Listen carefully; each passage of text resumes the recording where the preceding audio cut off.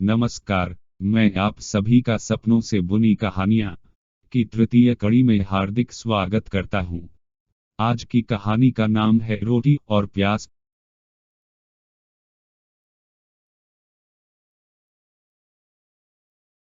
यह लेखक की काल्पनिक मौलिक रचना है।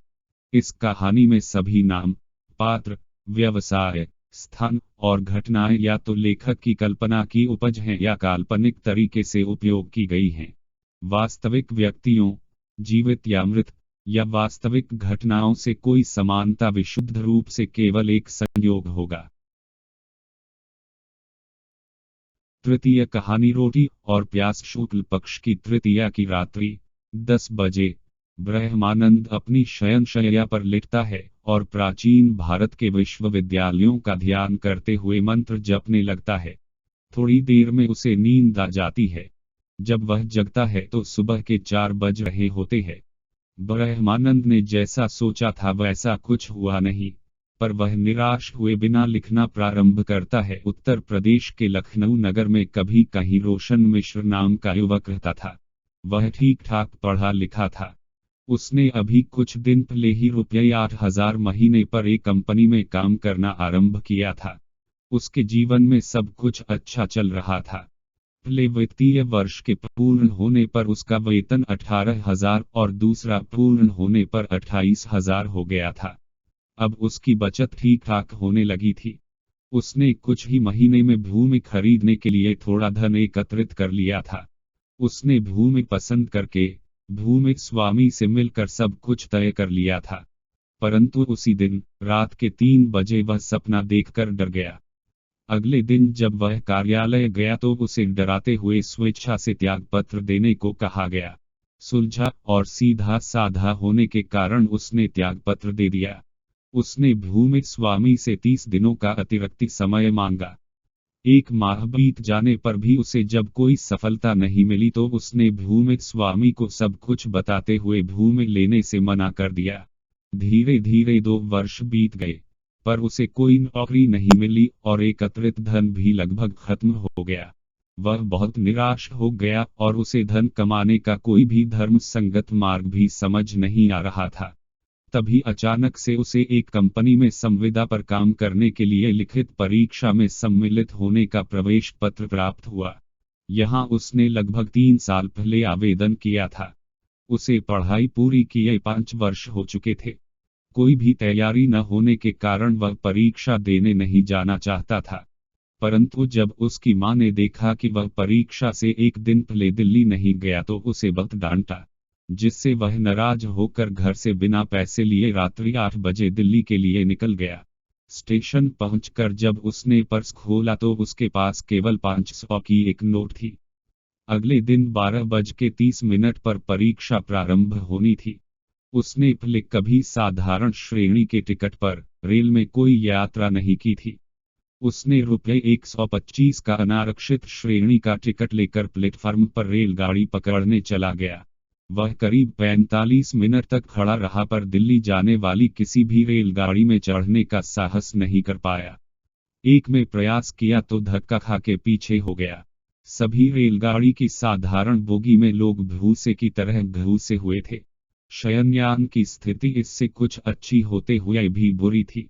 उस दिन उस मार्ग की कुछ गाड़ियां रद्द थी। रात्रि के 10:15 हो चुके थे। रोशन वहीं खड़ा रह गया था। तभी पान चबाते हुए ऐनक लगाए, लालून का हाथ से बीना हॉफ स्वेटर पहने एक व्यक्ति रोशन के पास वाले स्तंभ का सहारा लेकर बैठ गया। व्यक्ति: घोंचू, कहाँ जाओगे? रोशन आसपास देखने लगा। वहां उसके और उस व्यक्ति के अतिरिक्त कोई न था। वह दूसरी तरफ मुंह करके खड़ा हो गया। कुछ देर में एक और रेलगाड़ी वहां से निकल गई और वह वहीं का वहीं खड़ा रह गया। व्यक्ति: टिकट झोले में रखकर घर चले जाओ। आज दिल्ली जा पाना तुम्हारी क्षमता के बाहर है। घर जाके अंतर्ध्यान होने की सिद्धि करो, नहीं तो हमेशा यही खड़े पाए जाओगे, फिर लौट के घर चले जाओगे। रोशन को गुस्सा आ गया, पर वह फिर से दूसरी ओर मुंह करके चुपचाप खड़ा होकर अगली गाड़ी की प्रतीक्षा करने लगा। व्यक्ति: अगली 1 बजे के बाद है। पकड़ भी लिए तो कोई फायदा नहीं होगा। कल 2 घंटे देरी से यहाँ पहुंची थी। छोटी लाइन के 6 नंबर प्लेटफार्म से 10:50 पर चंडीगढ़ एक्सप्रेस जाएगी। मुरादाबाद तक उसमें भीड़ नहीं होगी। सुबह गजरौला उतर जाना। 1 घंटे 30 मिनट बाद वहां सत्याग्रह आएगी। उसमें सभी बोगियां साधारण श्रेणी की होगी। वो 2 घंटे में दिल्ली पहुंचा देगी। तुम्हारे पास अभी भी 10 मिनट है। रोशन बिना कुछ सोचे समझे धन्यवाद बोलते हुए छोटी लाइन की ओर दौड़ गया। व्यक्ति मन ही मन बेवकूफ, गधा। 8 गाड़ियां सामने से निकल गई। किसी में चढ़ ही नहीं पाया। खाक, इससे कुछ हो पाएगा? ऐसे लोगों के लिए रेलवे विशेष रूप से घोषणा करके गाड़ी रोके तो भी यह न चढ़ पाए। लड़के के नाम पर कलंक है। इधर जब रोशन छोटी लाइन पर पहुंचा तो प्लेटफार्म पर पूरी तरह अंधेरा था और न ही कोई दिख रहा था, न ही कोई गाड़ी लगी थी। रोशन ने समय देखा तो उसे लगा कि देर हो गई, पर कुछ मिनट बाद उसे गाड़ी आती दिखाई दी। गाड़ी को आता देखकर वह आगे की तरफ चला गया। गाड़ी रुकने पर वह पास वाले डिब्बे में खिड़की के बगल बैठने वाली कुर्सी पर बैठ गया। कक्ष में उसके सामने वाली कुर्सी ही खाली थी, शेष जगह पर लोग लेटकर सो रहे थे। वह भी चुपचाप पैर पसार कर सो गया। 11 बजे और गाड़ी चल दी। थोड़ी देर बाद ऊपर वाली सीट से लड़का हल्का होने के लिए उतरा। उतरते समय उसका जूता नीचे की सीट पर सो रहे व्यक्ति पर गिर गया। लड़के पर गुस्सा करते हुए उस व्यक्ति ने जूता नीचे रखने को कहा। इस पर लड़के ने उसे कुछ गालियां बोल दी। गुस्से से भरा उस व्यक्ति का स्वर सुनकर बगल वाली सीट पर सो रही उसकी पत्नी उठ गई। गाली सुनते ही उस आदमी ने लड़के को एक चप्पल खींच कर धर दी। दोनों पति पत्नी ने उस लड़के को धर दबोचा। आदमी, अभी चेन खींच कर गाड़ी रोकता हूँ, तुझे जेल में डलवाता हूँ। तूने मेरी बीवी को हाथ लगाया। लड़का जैसे नशे में हो, हाँ हाथ खींच, बोलता क्या है, मैं भी देखूं कितनी दम है तुझ में और तेरी हिडिंबा में। दोनों के बोलने के ढंग को देखकर रोशन थोड़ा डर गया। उसको लगा इनके कारण दिल्ली पहुंचने में देर न हो जाए। उसने बाकी लोगों के साथ मिलकर बीच बचाव करवाया। लड़के के मुंह में शराब की बदबू भी थी। इस सब के बाद वह लड़का बाथरूम चला गया। वहां से आने के बाद उसने रोशन से पानी लेकर पिया और कुछ देर धीमे धीमे वार्तालाप की, फिर जाकर सो गया। वार्तालाप से पता चला कि उस लड़के की पत्नी स्कूल में अध्यापिका है और वह लड़का किसी विज्ञापन लगाने वाली कंपनी के लिए विज्ञापन लाने का काम करता है। सुबह 5:30 पर रोशन गजरौला उतर गया और अगली गाड़ी का प्लेटफार्म पता करके उस प्लेटफार्म पर चला गया जहां रोशन खड़ा था। वही बगल में थोड़ी देर बाद रोशन ने उस लड़के को भी खड़ा पाया। रोशन, तुम यहाँ? लड़का, दिल्ली में कुछ काम है, निपटाकर आगे जाऊंगा। गाड़ी देर से 8 बजे आई। वो दोनों गाड़ी में चढ़ गए।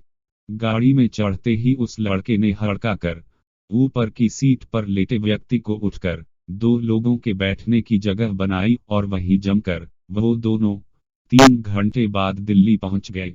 दिल्ली पहुंचकर बारी बारी से दोनों ने सुलभ शौचालय का प्रयोग किया। रोशन, अब मैं चलता हूं, नहीं तो देर हो जाएगी। लड़का, कुछ देर नहीं होगी।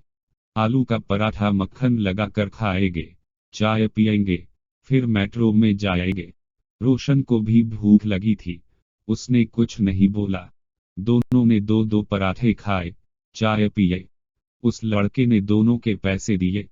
फिर मेट्रो स्टेशन पर बने टिकट वितरण खिड़की से उस लड़के ने अपने और रोशन दोनों के लिए टोकन लिया। रोशन मेट्रो से ओखला गया। रोशन देर हो जाने से घबरा गया था। ऑटो से ₹100 में वह केंद्र पर 1:15 पर पहुंचा। केंद्र संचालक ने उसका प्रवेश पत्र देखकर कंप्यूटर में लॉग इन कर दिया। संचालक, बस 30 मिनट में जो कर सकते हो कर लो, उसे अधिक समय नहीं दे सकूंगा। 30 मिनट बाद रोशन लॉग आउट करके बाहर आ गया। फिर वह ट्रेन पकड़कर साधारण बोगी में, जिसमें सांस लेने भर की जगह न थी, खड़े खड़े घर वापस आ गया। 1 माह बाद उसे साक्षात्कार के लिए बुलाया गया और उसे काम पर रख लिया गया। 2 साल बाद उसका वेतन 18,000 से 50,000 प्रति माह हो गया। उसने फिर से भूमि क्रय करने का सोचा और भूमि पसंद करके भूमि मालिक से सब कुछ तय कर लिया। उसी रात वह एक सपना देखकर डर गया। उसका पूरा शरीर पसीने से भीग गया। सपने का प्रथम दृश्य, रेगिस्तान में एक किला है। उसमें सबसे ऊंची मीनार में सबसे ऊपर वाले कमरे में रोशन पलंग पर सो रहा है।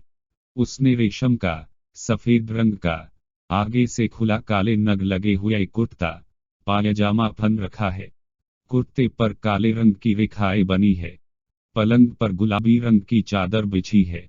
पलंग सामान्य पलंग से बड़ा है।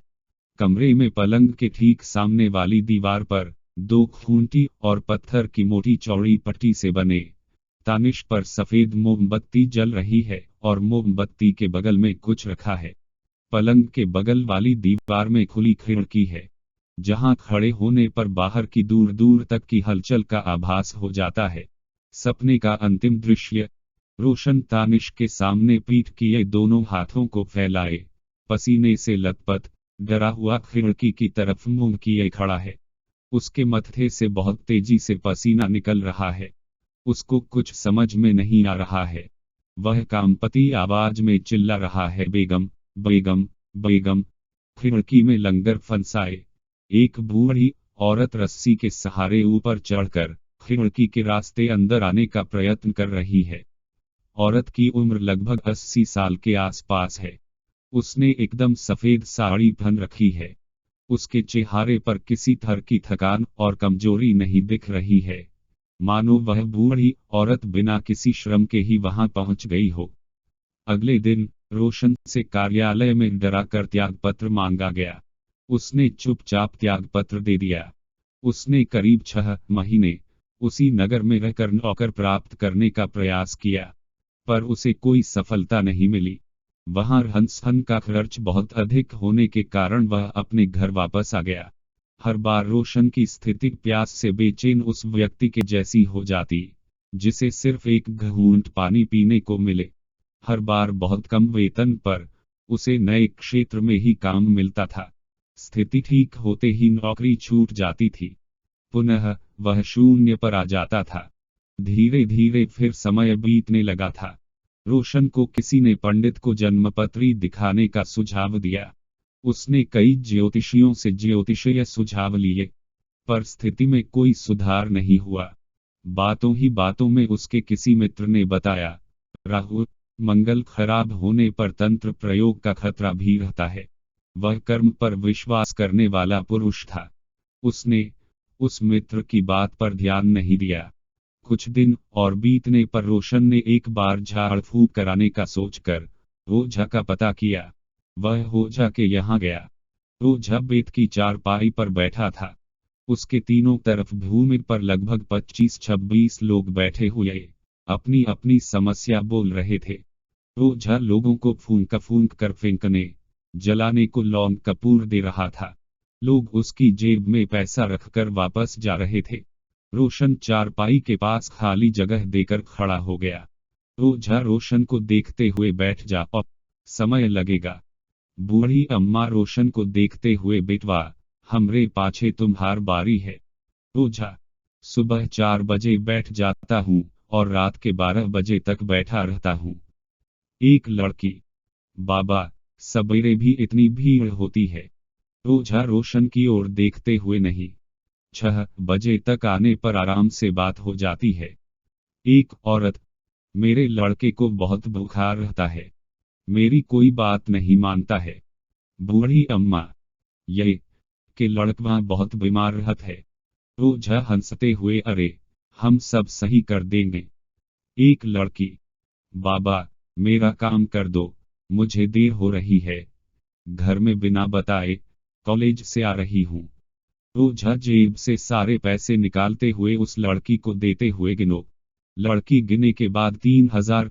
ओझा, किसी को टूटा चाहिए तो ले लो।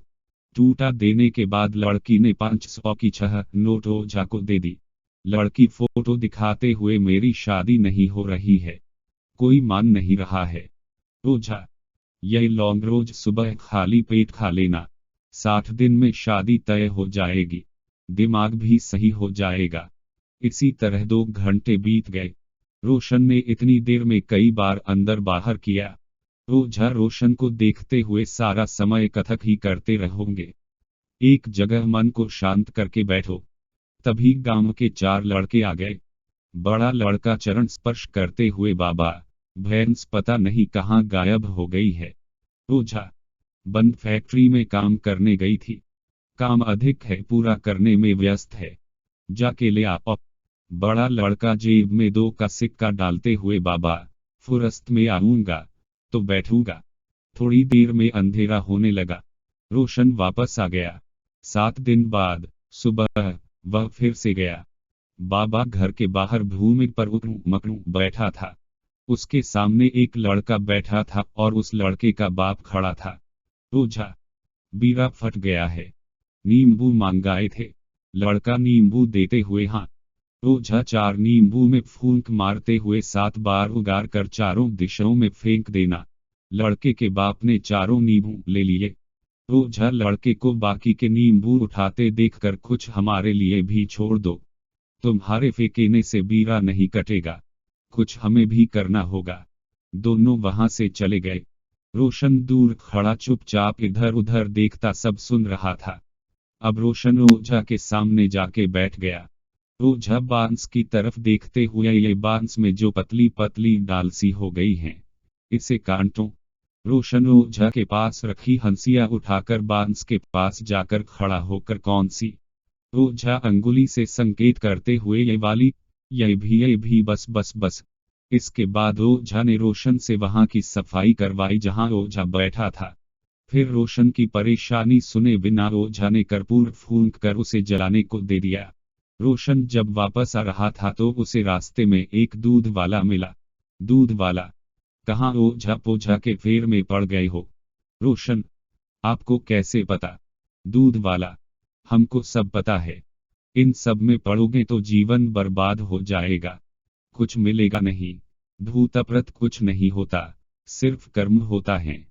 देवी को सब कुछ समर्पित करके कर्म करो, बस समर्पित होकर कर्म करो। तुम्हारी संतुष्टि के लिए एक पंडित जी का घर दिखा देता हूँ, मन हो तो मिल लेना। कुछ और दिन बीतने के बाद रोशन पंडित जी के यहाँ गया। पहुंचते ही उनके पैर छुए और समस्या बताई। पंडित जी, दोष है। रोशन, कैसा? क्या करना होगा? पंडित जी, सब कर्म होता है, खुल गया है, भोग लो। बहुत ज्यादा समस्या हो रही हो तो हाथ से संकेत करते हुए जाप और हवन करके इतने को इतना कर सकता हूँ। रोशन, कितने पैसे लगेंगे? पंडित जी, 1500। 3 दिन लगेंगे। रोशन, पक्का उसके बाद नौकरी मिल जाएगी? पंडित जी, हाँ। करो न करो वह तुम जानो। रोशन, करूँ, हाँ। रोशन के पैसे देने पर पंडित जी ने संकल्प पढ़ दिया। तीसरे दिन सब कुछ दिन में पूर्ण हो गया। रात्रि में रोशन ने फिर से सपना देखा। सपने की भूमिका, रोशन एक बहुत सुंदर देश में रहता है। वहां आरंभ से एक ही धर्म को मानने वाले लोग थे। उस धर्म की शिक्षाओं और शोधों के आधार पर चलकर उस देश ने बहुत उन्नति की थी। परंतु धीरे धीरे नई पीढ़ी के लोगों को उन शिक्षाओं के आधार पर जीवन जीना बहुत कठिन लगने लगा और उन्होंने उसका त्याग कर दिया। कुछ लोगों से जो हो पाया, वे उन नियमों का पालन करने का प्रयत्न करते रहे, जिससे उस देश में उच्चतम विद्या का सदैव के लिए लोप हो गया। लोप होने पर वहां इस धर्म को न मानने वालों की संख्या बहुत अधिक हो गई और वे सत्ता में आ गए। सत्ता में आकर उन लोगों ने उस धर्म के ब्राह्मण वर्ग को शिक्षा और कर्मकांड के काम से हटा दिया और उन्हें मजदूरी के कार्य तक सीमित कर दिया। नई भाषा, शिक्षा पद्धति का चलन किया। सभी पुराने साहित्य को नष्ट कर दिया। मजदूरी के कार्य के लिए अधिक संख्या में यंत्रों का निर्माण किया गया, जिससे ब्राह्मणों को कार्य मिलना कम होता गया और उनके पास जीवन यापन के लिए भीख मांगने के अतिरिक्त कोई और मार्ग नहीं बचा। सपने का प्रथम दृश्य, शाम का समय है। रोशन अपने एक महिला मित्र के साथ धीमे धीमे इधर उधर की बातें करते हुए बाजार में घूम रहा है। वहां एक बूढ़ी स्त्री सफेद गंदी साड़ी पहने भीख मांग रही है। बूढ़ी स्त्री रोशन के पैर पकड़कर खाने के लिए रोटी मांगती है। उसे देखकर रोशन को लगा कि वह बूढ़ी स्त्री बहुत दिन से भूखी है। पर रोशन उस बूढ़ी स्त्री डांट कर भगा देता है और हंसते हुए अपने घर चला जाता है। उसका घर बहुमंजिला भवन में सबसे ऊपर है। रोशन के घर पहुंचने के बाद उस बूढ़ी स्त्री की भूख से मृत्यु हो जाती है। उस बूढ़ी स्त्री ने अंतिम बार रोशन से ही भीख मांगी थी। सपने का द्वितीय दृश्य। रात का समय है। रोशन अपने कमरे में सो रहा है। उसके कमरे की खिड़की खुली है। सामने की दीवार में तिजोरी है। एक बूढ़ी औरत काली साड़ी पहने खिड़की के रास्ते रस्सी के सहारे उसके कमरे में आने का प्रयास कर रही है। वह बूढ़ी औरत गंजी है। उस बूढ़ी औरत के सिर में शिखा है। रोशन अचानक से जग जाता है और उस बूढ़ी औरत को देखकर बहुत डर जाता है। सपने का तृतीय दृश्य। रोशन खुली तिजोरी के सामने दोनों हाथ फैलाए खिड़की की तरफ मुंह किए उस बूढ़ी औरत को देख रहा है। तिजोरी में मोमबत्ती जल रही है। मोमबत्ती के बगल में एक सूखी रोटी रखी है। वह कांपते हुए स्वर में चिल्ला रहा है, बेगम, बेगम, बेगम। यहाँ तक सपना देखकर रोशन की नींद खुल गई। सुबह होने पर उसने एक रोटी बनाकर गाय को खिलाई, मंदिर में सिधा दिया तथा उसके द्वारा कभी भी किसी भी जड़ चेतन चराचर प्राणी को जो भी कष्ट हुआ हो उसके लिए उनसे क्षमा मांगी। करीब 15 दिन बाद उसे 4 साल पहले लिखी गई सरकारी नौकरी की परीक्षा के साक्षात्कार के लिए बुलाया गया। परंतु तभी एक महामारी फैल गई और देशव्यापी बंद की घोषणा हो गई, जिसके कारण से साक्षात्कार स्थगित हो गया। 90 दिन बाद बंद में ढीला हुई तब उसे 180 दिन के लिए नए क्षेत्र में काम मिला। इसके बाद रोशन ने स्वयं ही छोटे मोटे कामों का ठेका लेना शुरू कर दिया। धीरे धीरे उसकी स्थिति में सुधार आ गया और उसे जीवन में कभी पीछे मुड़कर नहीं देखना पड़ा। इस काल्पनिक कहानी को सुनने के लिए हम आप सभी को धन्यवाद करते हैं। हम आप सभी से अगली कड़ी में पुनः मिलेंगे एक नई कहानी के साथ। तब तक के लिए नमस्कार।